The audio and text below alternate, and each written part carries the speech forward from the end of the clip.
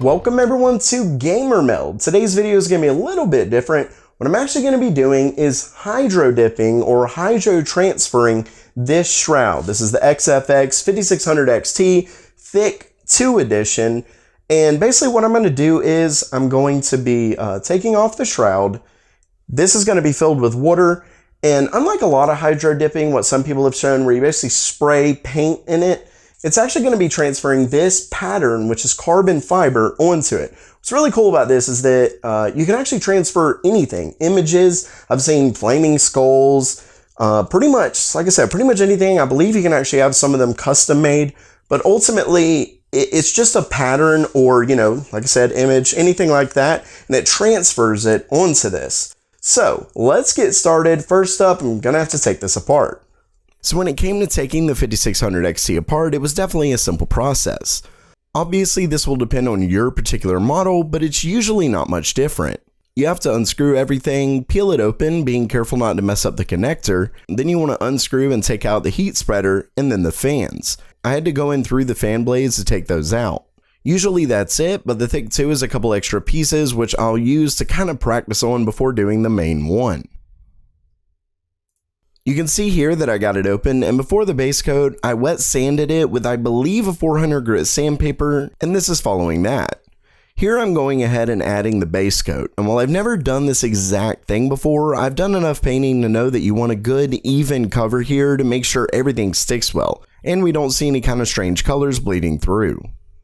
Okay, so it's all primed, ready to go. What we're gonna do now,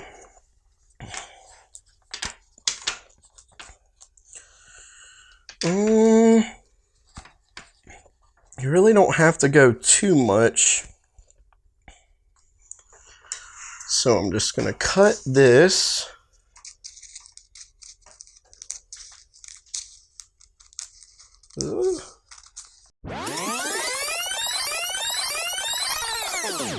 Okay, so that should be good with that.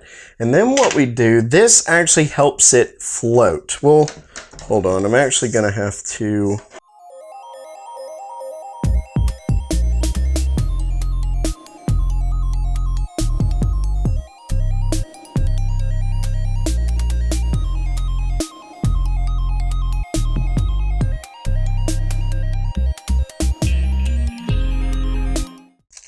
And once again, I've never done this, so this isn't really a tutorial. I hate it whenever people are doing something for the first time and they want to do a tutorial on it. Like, oh, let me teach you what I have no idea how to do. I just thought it would be a really fun thing to show you guys, or just a fun thing to try out together.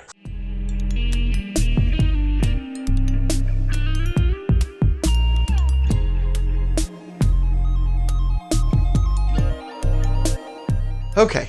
I'm going to start out with this small piece just to try it. This container ended up being way smaller than I wanted it to be, or it needs to be wider and longer. So we had to cut these down quite a bit. So I'm going to try with this just to see how easy it is. I may end up going and getting a bigger container, but either way, let's get started. By the way, this is supposed to be 80 to 90 degrees. I doubt it's that hot, but we did get it as hot as we could. They said basically just to leave it in a little bit longer if it's not at that temperature. So they say to use gloves, although I don't really care. We are doing this indoors because it's been raining like crazy, but earlier after we sprayed the parts, we just all left. So just to kind of let it air out, turn the fans on, open stuff.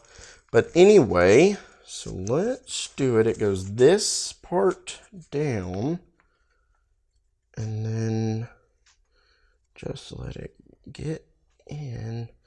It looks like it's bubbling, and I have a feeling that is not good. Now we have this activator, the Hydrovator. Now that bubbling is a little worrisome. Maybe we shouldn't be using the painter's tape. I have a feeling that may be why it's bubbling, but that's why I wanted to do the small part, just to see. Okay. I always like to, when I'm spraying something. Oh, that bubble. Okay. Woo. Okay, that stuff's tough. Okay. Thank you, camera person. Ooh. All right.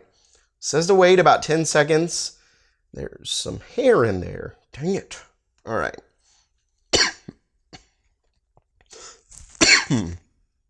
That stuff is strong. Okay. So you're supposed to go in at about a 30-degree angle. Oh my goodness. Okay. Wiggle. Get all the paint out of the way for whenever you come back up. And I didn't do that. I just literally made it go right into it. Okay. Oh. Oh, that is cool. That is cool. Look at that. Now the bubble completely messed everything up.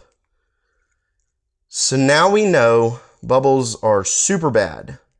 But wow, look at that. It transferred on there beautifully. Except for that one part where the bubble is. But that's okay.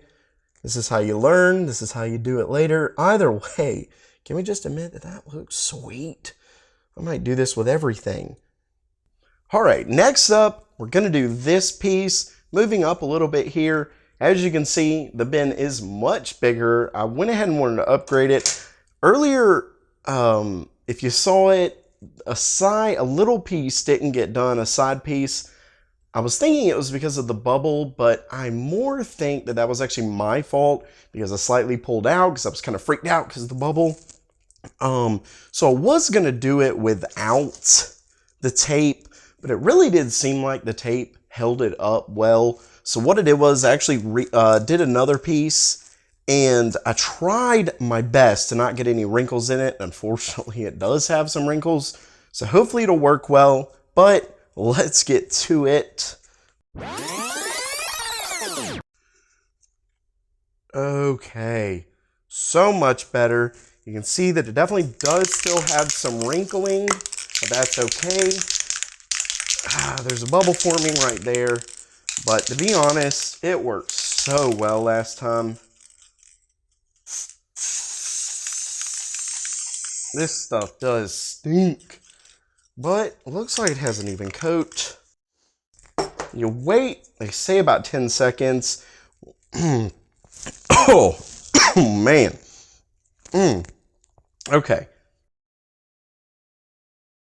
This stuff is bad. This is toxic. All right. You ready? Okay. You just go in at an even pace at about a 30-degree angle. Let's go.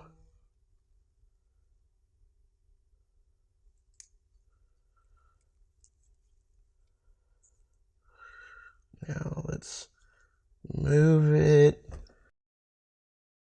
Pull it back out, and wow. Look at that. That is slick. Get kind of close up there. I am consistently impressed. So what you need to do next, what I'm going to do, I'm going to take it over there and wash it off in the sink. You're supposed to wash all the slimy stuff off. But as you can tell, this came out perfectly. Okay, we have the last and most important part. Save this for last just so I can maybe learn any kind of techniques. I think we have learned a little bit here. It's all about continuing to go, whether there's bubbles, whether there isn't bubbles, making sure you have a big enough container. I will say it definitely will stain the container. But anyway, let's get started. Oh no, it's too big. Oh well, looks like it'll be fun.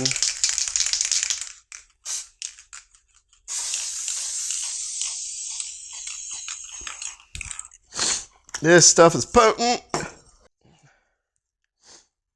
Okay.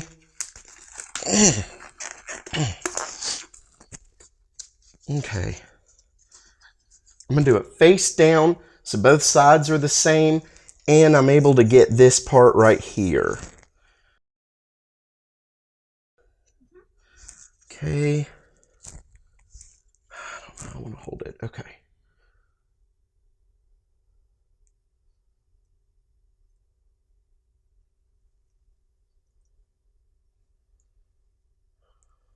up. And we messed up. We really goofed on this one. The best part, most important part, is the part we really goofed on. Still looks pretty cool, but I might be redoing this. See this piece, you know what? Maybe we can pull this off. This might work. Let's wash it off and find out. After all of that was done, I washed everything off and let it dry. Right here, I'm doing the protection coat. I actually got a really flat clear coat in the kit I purchased, but I honestly figured a glossy finish would look much better, so I went ahead and picked something up. Now all I needed to do was put it back together, which is fairly easy. Just make sure you don't switch the fan positions like I did, or the wiring will get a little wonky. Either way, once I fixed that and got it all together, I really can say that I like the final product. I really wish I would have dipped it going in from the side instead of the front, since I think that was the issue that kind of caused things to wrinkle up like that, but in the end, I really do like the result. Of course, let me know what you think down in the comments below. And if you liked the video and want to see more like this, please make sure to share it and subscribe, it really helps me out. And as always, have a great day.